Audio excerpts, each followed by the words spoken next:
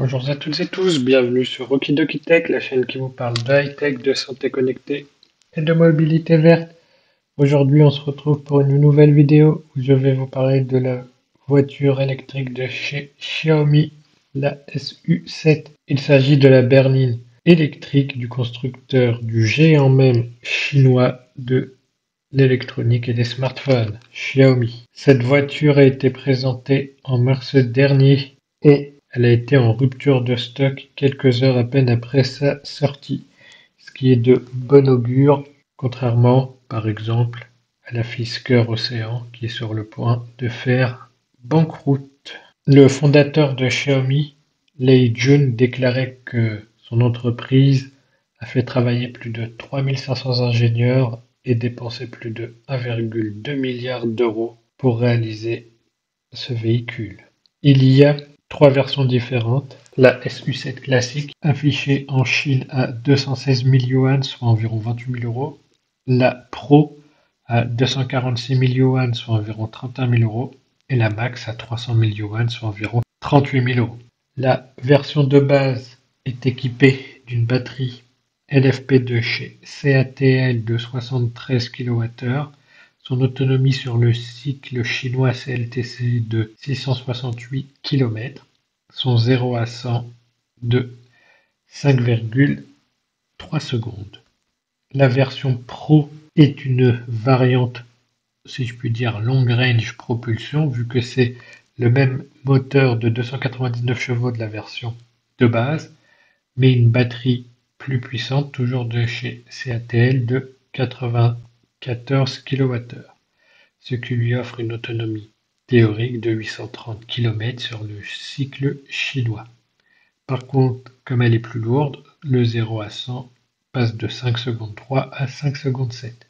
Et enfin la version Max, qui est une version dual moteur, offrant un total de 577 chevaux, 4 roues motrices, une autonomie théorique de 800 km grâce à sa batterie de 101 kWh de chez CATL et une vitesse de pointe de 265 km/h et un 0 à 100 en 2 secondes 8. Malgré le succès insolent de Xiaomi dans les précommandes avec plus de 70 000 en quelques heures et un prévisionnel de vente de la marque de plus de 100 000 véhicules sur 12 mois glissants, cela ne se fait pas sans problème.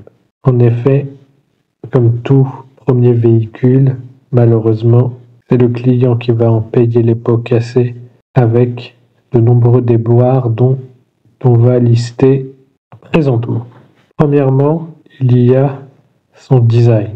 Beaucoup accusent Xiaomi d'avoir copié le design de la Porsche Taycan, que ce soit le design extérieur ou bien par exemple la clé du véhicule.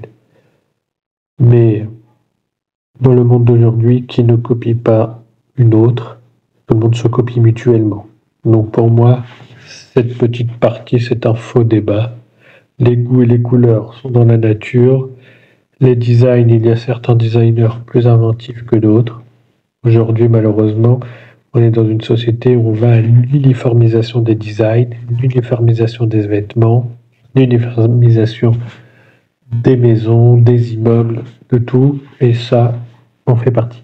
Plus problématique ensuite, il y a un premier problème, c'est que la voiture n'a pas de serrure mécanique en cas de problème. En effet, la serrure est uniquement électronique. Si la Xiaomi SU7 perd en puissance de batterie, si sa batterie ne fonctionne plus, notamment par exemple après un accident, si la batterie se déconnecte après un accident pour éviter un incendie, tout ça, le véhicule ne peut pas s'ouvrir de manière mécanique. Ça, c'est un problème important.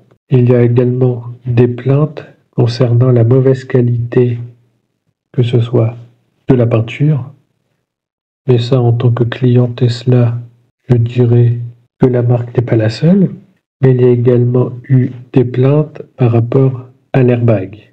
L'airbag n'a pas pu se déployer, notamment dans un accident. Enfin, il y a eu des problèmes par rapport au système de stationnement automatique de la voiture, qui allait beaucoup trop vite et qui peut rayer, notamment en col entrant, un trottoir, Ça, c'est qu'une jante ou parfois même un rétro ou la peinture.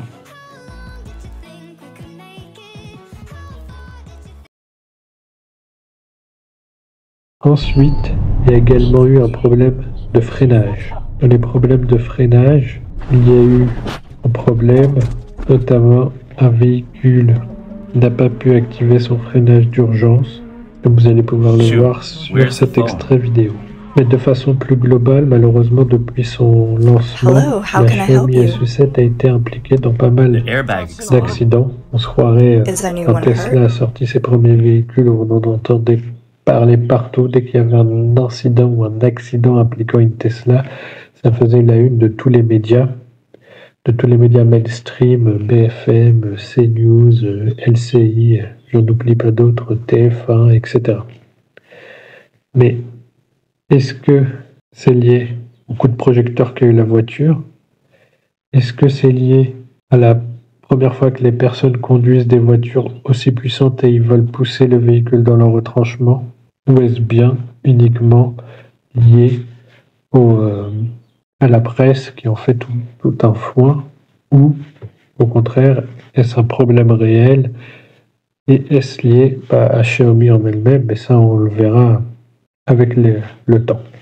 Il y a eu également, dans d'autres problèmes de freinage, c'était des personnes qui ont essayé le véhicule sur circuit et qui ont fait une sortie de piste parce que ils n'ont pas pu freiner. Mais ça, malheureusement, c'est comme dans beaucoup d'autres véhicules.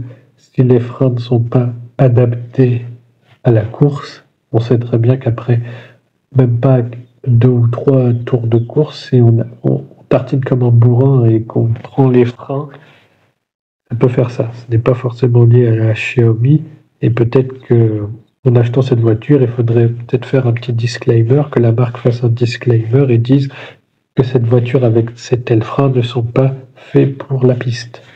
Par exemple, même si elle est très puissante, même si d'apparence elle a l'air sportive, elle n'est pas conçue pour la piste.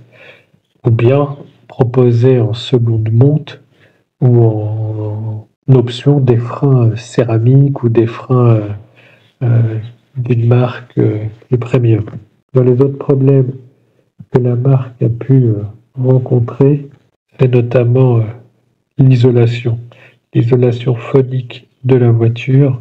Beaucoup disent que, un constructeur chinois disent que la voiture est très mal isolée. Après, malheureusement, comme elle n'est pas sortie et qu'elle n'est pas prévue pour le marché en dehors de Chine, on ne peut pas comparer avec nos routes par rapport à leurs routes, nos standards par rapport à leurs standards. On sait très bien que les Chinois aiment des véhicules très insonorisés, style classe E, classe S, ça c'est leur premium, leur standard même, je dirais. Et faudrait voir ce que ça donne sur nos routes. Ensuite, on peut citer pêle-mêle l'histoire du Chinois qui a pu commander le véhicule avec la commande vocale alors qu'il est à l'extérieur, ce qui prouve que l'isolation phonique est nulle. Donc il a pu ouvrir son frunk avec la commande vocale en étant à l'extérieur du véhicule, comme vous le voyez. Moi, ça m'a bien amusé. Mais en tout cas, on imagine qu'il faut que le véhicule soit allumé pour pouvoir le faire, et donc il faut quand même être à proximité. Si vous n'êtes pas à côté, personne ne pourra le faire. Ensuite, il y a cet autre conducteur dont le système d'infodivertissement frise régulièrement et il perd la connexion totalement 4 ou 5G. Voilà, et le système de conduite ne voit plus ce qui se passe devant lui. Ça, ce qui peut être très dangereux. Chez Tesla, ça peut arriver, ils perdent la connexion réseau, mais uniquement dans les très très longs tunnels et quand on change de pays, quand on traverse la frontière et qu'il faut qu'il se reconnecte à un réseau d'un autre pays. Voilà, mais là, c'est très dangereux et il le voit même alors qu'il est à l'extérieur. Dans la vidéo, là, il n'est pas dans un tunnel et il reste en Chine, il n'a pas traversé de frontière. Il y avait également le cas quand il active l'autopark pour se garer, c'est complètement désactivé, mais la voiture continue à rouler au lieu de s'arrêter comme ça aurait dû être le cas. Ça, ce qui peut être très dangereux avec cet autopark. Ensuite, on a des problèmes, mais malheureusement Tesla n'en est pas exempt de défauts de fabrication avec des assemblages totalement imparfaits, mais également plus préoccupant, c'est le câblage du véhicule qui laisse à désirer selon les experts interviewés par China Observer, et risque d'incendie de la batterie. Et il y a même eu des Xiaomi SU7 qui ont pris feu de manière spontanée selon la presse chinoise. À voir et à méditer. On peut voir cette conductrice qui se plaint de devoir nettoyer ses rétros à chaque fois vu qu'elle ne voit rien dedans. Mais ça, malheureusement, c'est lié à la conception du rétro. Enfin, d'autres problèmes plus importants concernent la recharge et toujours la batterie. Est-ce que c'est lié au mauvais câblage?